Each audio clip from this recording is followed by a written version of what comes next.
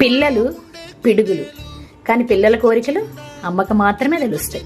సమ్మర్లో రెస్ట్ కిడ్స్కి మాత్రమే, మదర్స్కి నో రెస్ట్. వాళ్ళ క్రేవింగ్స్ చేయడమే మన పని. ఈరోజు పిడుగుల కోసం సింపుల్గా వాళ్ళకి నచ్చేలా ఓరియో కేక్ రెసిపీ చేసేద్దాం.